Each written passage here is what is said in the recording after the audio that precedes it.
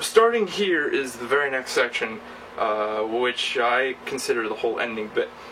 And this is an interesting thing because he hits the B flat twice as he starts to bend it, and then he goes for this kind of move where he's going to hit the C like that, but he misses. So if you listen to it, you'll hear a little pop there. So I try to miss that note on purpose to be authentic. You know, I'm going for the whole Texas thing. I've got the Mini Horses calendar and the owl ho. So I'm going for the missed note at the same time.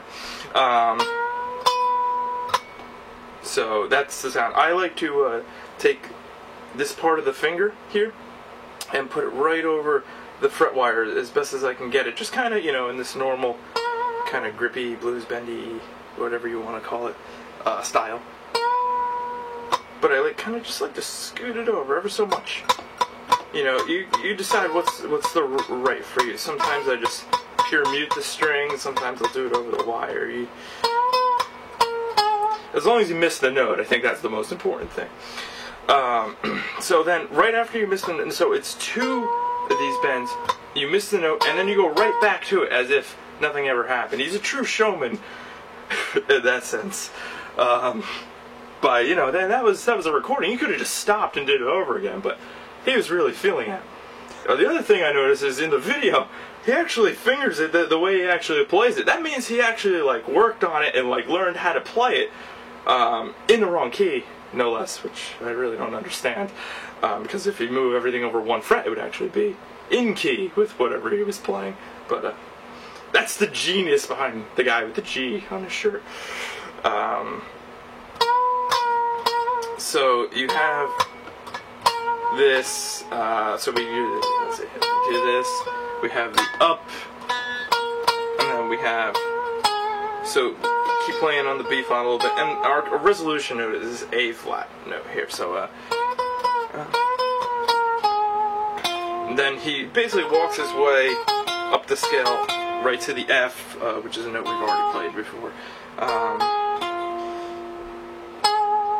Okay, and then he goes back to the A flat, so he just kind of scale walks it through stepwise, down, then up, and then starts the very ending lick, which actually has, this is probably the hardest part for me to get note for note because of the way he actually bends. You play the B flat and he bends it up, definitely a full step, maybe perhaps higher, but he really gets a high note out of it, and then quickly returns it.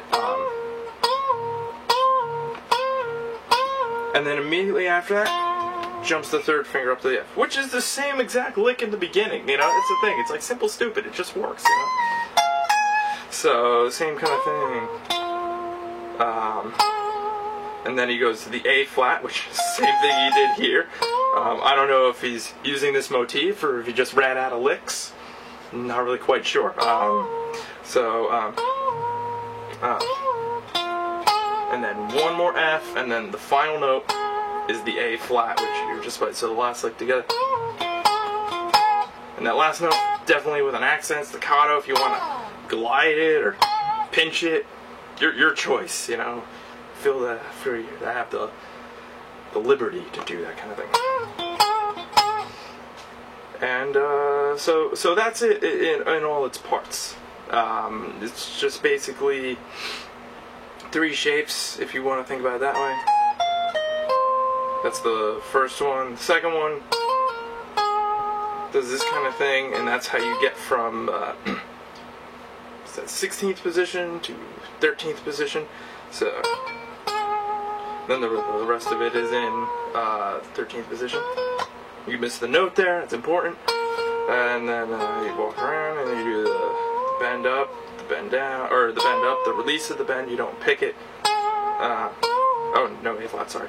So you do the bend it up, put it down, you jump right to the F, to the A flat, back to the F, finish with the A flat. Alright, now that we're done with the beginner stuff, like the knowledge of the fingerboard and the notes and how to play it and fingering and all that stuff, it's time to get to the more advanced portion of the lesson, which are the moves. there are a couple very important moves used during this guitar solo. The first one, probably my favorite, is the double knee bend. Now, he does an interesting variation of it. He has his feet maybe a couple inches apart, angled, V'd out a little bit, with a nice bend to both knees, but his little touch on it is a back bend as well. So he's like kind of back there. Now, I lowered my guitar a bit. Why don't you do a little spin for us to get the other angle? Okay. Yeah. And the other thing to keep in note is that his legs are very close together. Yes, that's important. They're not completely together. It's not a Francesco Ferrari double knee bend kind of style. It's more of a one at ease. Notice the profile. A bit of back as well. Now, in order to make this a little bit more uncomfortable, his guitar's a little bit lower than mine, but he's like this, and his thumb's over the top of the neck, but his neck is really stiff. And that's because his shoulders are about up to his ears, so you gotta go like this. And then, as you're playing, especially as you're doing those bends and stuff, you do this motion. I like to do it with the shoulder and the elbow. A couple neck jerks, like this. So your shoulders are hunched up the whole time, and then he does this, like, chicken thing, where he, like this, and one of those, and so you throw it all together, it's kind of really hard to play and do that, but I gotta practice more, but that's why I'm just showing everybody so that they can do it better than me. So, and okay, so now the face, he kind of does this, like, it's hard to describe. It's